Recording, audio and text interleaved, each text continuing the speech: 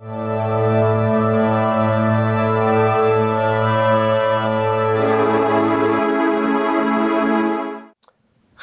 we're having a conversation with Gary Hoover.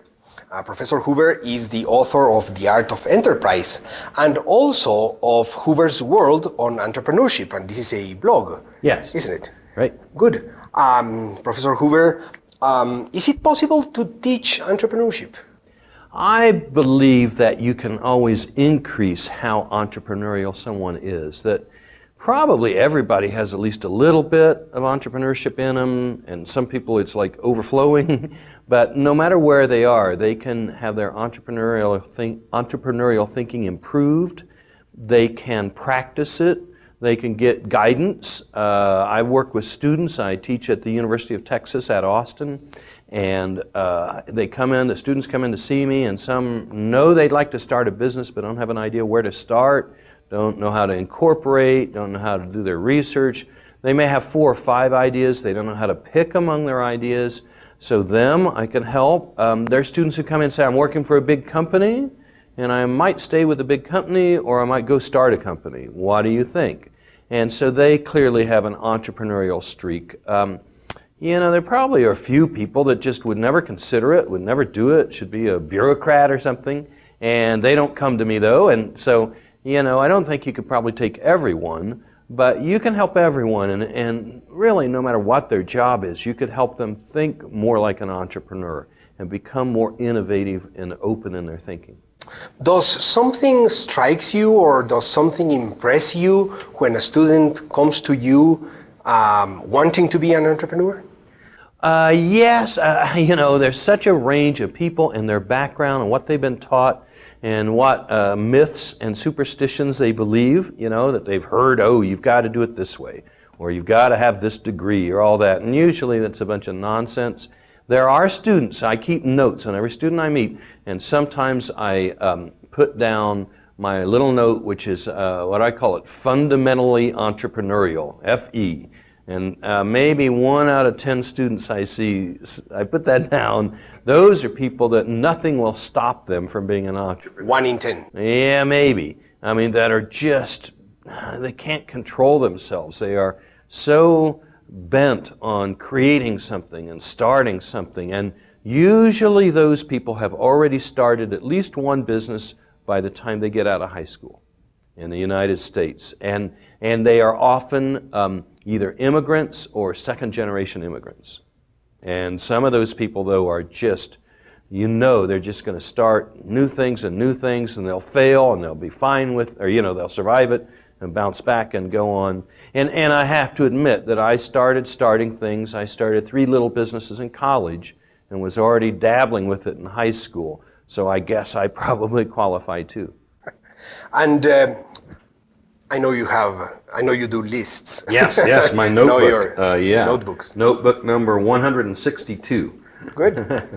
Are there any questions that students bring usually? Is there a set of 3 questions? You know, Luis, no, there's no real hard pattern. Because they're just all over the board. You know, oh, I want to be a technology entrepreneur. Oh, I have a degree in computer science. I want to write this software. Or I have this idea for a coffee shop. Or I want to have a wagon that sells sausages. Or I want to have a service that cleans apartments for students. So they're all over the board, from kind of very heavy, complex things to very simple, basic human services.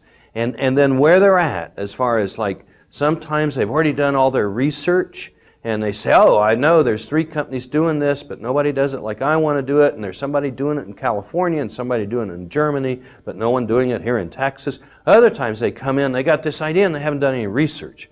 And I'm like, well, have you looked? And I'll look on the computer and, you know, go on the web, and I'll see right away, oh, look, somebody's already doing what you're talking about. And they're saying, oh, you're kidding me.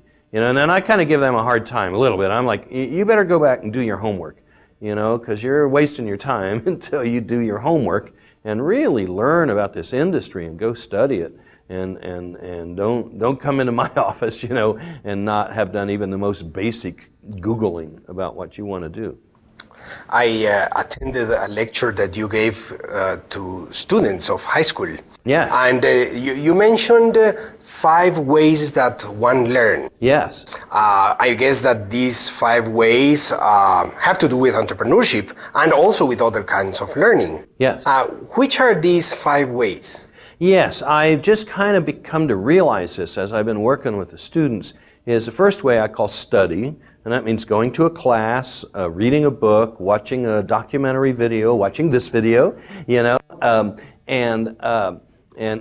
it can't be passive study. It has to be active study. You should be, even if you don't say anything, you should be arguing with your teachers or, you know, thinking about what they say. When you read a book, you should be, I stop all the time when I read a book and I make notes. Oh, I don't know if I got that right, or yeah, I agree with that, or oh, I'm going to research that more. I'd like to know more about that. So it should be very active, even if it's just you and the book or you and the class. So study is kind of the classic way, and that's what universities and high schools are all about. And the next thing is conversation. Someone said that an hour across the table from a wise man is worth 1,000 books. But it's not just a wise man, it's anybody you can meet. I talk to people everywhere, on airplanes, at parties. You know, I talk to them about what they're doing and what their goals in life are. If I'm working on a business idea, like I created a bookstore in the United States, I'd ask everybody, where do you buy books? And what do you like about the bookstores? And what don't you like? And if you had your own bookstore, what would you do differently? So always talking to people and staying in the conversation. I don't keep my ideas secret. I get my ideas out to as many people as I can to get their reactions. So study, conversation, then observation. Just watching people. You know, I used to look at the museum industry, and I spent hours visiting museums and watching people to see what exhibit do they go to, which exhibit they go to first, how long do they spend there, why do they spend time there, how does that differ between men and women, how does that differ between old people and young people. You can learn so much just in a shopping mall or a grocery store. What do they carry? You know, you can tell how big are the families because you see, do they have the big sizes or the small sizes, you know? And so there's so much to be learned just by having your eyes open. And I'm always looking around. The minute I land in a new country, I look at all the billboards on the way from the airport into the city. And I see, what are they advertising in this city? And is it Asian companies or Latin American companies or European companies or American companies that have the billboards? And what are they advertising? Are they advertising price? Are they advertising quality?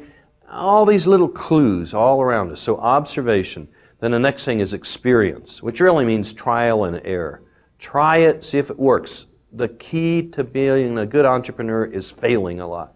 Fail, fix it, do it better. When you get lucky, you'll do something right. We'll do that again and do it better. It's about not being afraid of failure. That's what big old companies do. It's about willing to try new things and not worrying about whether they fail. Give them a shot and see if they work. So experience it. And the fifth thing, and it's the part that gets left out a lot by students and adults, is thinking. Taking all those things you see and hear and observe and read and going off with no BlackBerry, no iPhone, going off in the forest or whatever works for you, on the top of the mountain, on the beach, and just thinking about everything you've seen. I draw a lot of charts and graphs. My tablet's full of little, where I draw diagrams, say, well, this goes to this. Well, no, it doesn't. What about this? But it's me by myself processing everything and really reflecting, you know, meditating almost. And so all those things together are ways that we, you know, advance our learning and our understanding of the world around us, including our own ventures, the people we work with, and most importantly, the people we serve, which is the most important thing in the whole process. Who are the customers? How can I make their life better? Well, thank you very much for sharing these ideas with us, and thank you too.